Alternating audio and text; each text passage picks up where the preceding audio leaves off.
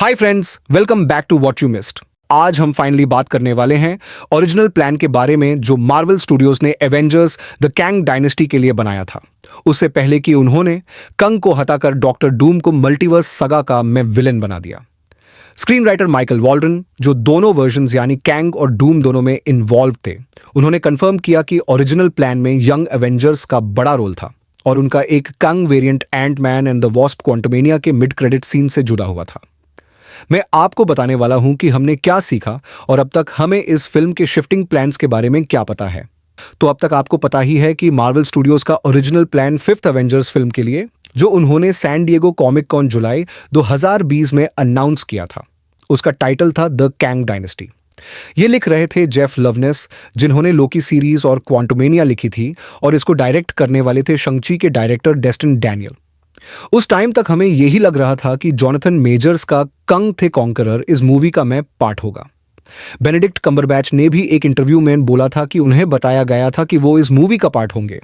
Michael Walden, जिन्होंने doctor strange in the multiverse of madness लिखी थी और लोकी सीजन 1 के हेड राइटर थे, वो एवेंजर्स सीक्रेट वॉर्स लिखने के लिए अटैच थे।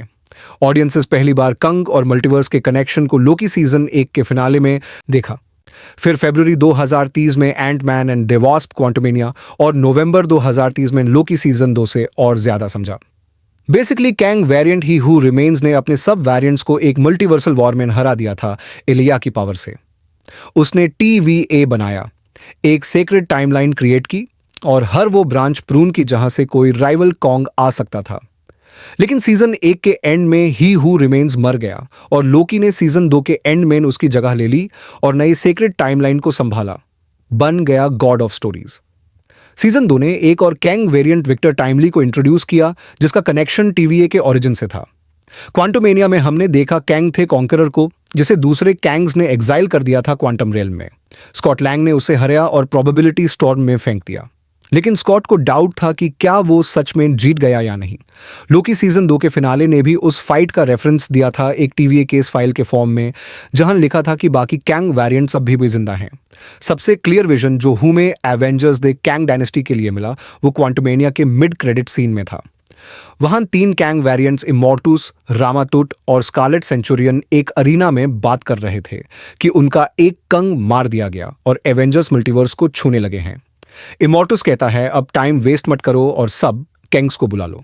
और हमने देखा हजारों कैंग्स एक जगह चिल्ला रहे हैं, जिसमें एक लिजर्ड कंग भी था। जोनाथन मेजर्स के लीगल ट्रबल्स मार्च 2030 में शुरू नहीं हुए। दिसंबर 2003 में उसकी कन्विक्शन के बाद मार्वल ने उसे फायर कर दिया। उस टाइम से ही लोग कह रहे थे कि सब कंग्स को एक ही एक्टर से दिखाना गलती थी, क्योंकि लोकी और स्पाइडरमैन नो वे होम ने दिखाया था कि वेरिएंट्स अलग एक्टर्स भी हो सकते हैं।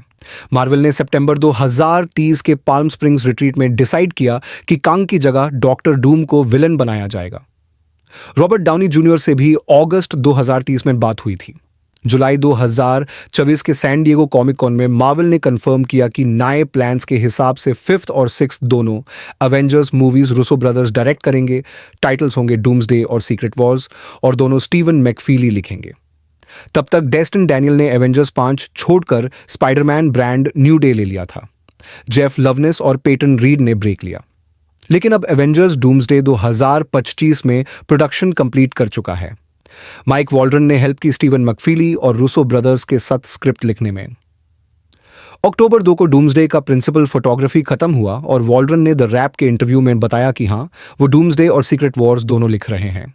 उन्होंने कहा कि वो लंदन जाके टीम को हेल्प कर रहे थे जब वो चैड पावर्स के पोस्ट प्रोडक्शन में थे। फिर उनसे पूछा गया कि क्या वो कैंग डायनेस्टी में भी इन्वॉल्व थे, तो उन्होंने बोला कैंग डायनेस्टी जेफ लवनेस और डेस्टिन डैनियल कर रहे थे, मैं उसके बाद वाली मूवी पे था। जब कंग डायनेस्टी कैंसिल हुई तब मैं डूम्सडे और सीक्रेट वॉर्स लिख रहा था।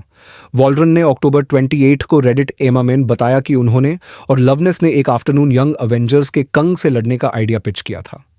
वो लोग एक्साइटेड थे जब तक उन्हें पता चला कि ये कंग नया था और उसके कार्ड पे लिखा था, be patient, it's my first day as कंग। ये सुन के सब डिसअपॉइंटेड हो गए। शायद ये वही लिजर्ड कंग था जो क्वांटमेनिया के एंड में दिखाया गया था। लगता है ये सीन ह्यूमर के साथ लिखा गया था, जैसे ही हु रिमेन्स के फनी डायलॉग्स थे। यंग एवेंजर्स का इन्वॉल्वमेंट ये कंफर्म करता है कि उन्हें कैंग डायनेस्टी के हीरोज के लाइनअप में रखा गया था। और वॉल्ड्रन के जवाब से लगता है कि यंग एवेंजर्स अब भी डूम्सडे में होंगे। अब सवाल है कि ये यंग एवेंजर्स कौन होते? शायद लाइनअप में iron heart, miss Marvel Kamala Khan, Kate Bishop, कैसी लैंग, विकन और स्पीड होते। शायद रीरी विलियम्स भी होती और अमेरिका चावेज भी मल्टीवर्स ऑफ मैडनेस से।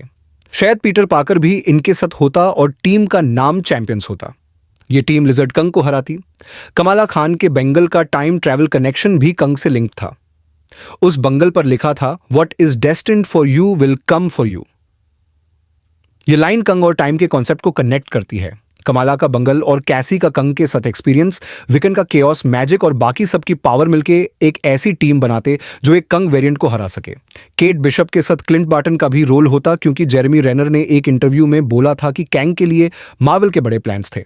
अब इंटरनेट पर एक फेक स्क्रिप्ट सर्कुलेट हो रही है जो अप्रैल 2030 की डेट के साथ लिखी गई है और लोग कह रहे हैं कि वो लवनेस की कैंग डायनेस्टी स्क्रिप्ट है, लेकिन वो पूरी तरह फेक है। वो स्क्रीन प्ले AI लिखा हुआ लगता है, फुल ऑफ क्लिशेज और अनरियलिस्टिक सीन्स। उसमें फेक डायलॉग्स और इंडिपेंडेंस डे जैसी सिटी डिस्ट्रक्शन दिखाई गई है। तो यंग अवेंजर्स अब कंग को नहीं बल्कि डॉक्टर डूम के एरा में अपीयर कर सकते हैं। डूम्सडे या सीक्रेट वॉर्स में शायद पूरी टीम नहीं पर कुछ मेंबर जरूर होंगे। कमेंट करो निच और बताओ तुम्हें क्या लगता है कौन लोग डूम्सडे में आएंगे। थैंक्स फॉर वॉचिंग, मिलते हैं नेक्स्ट टाइम, बाय।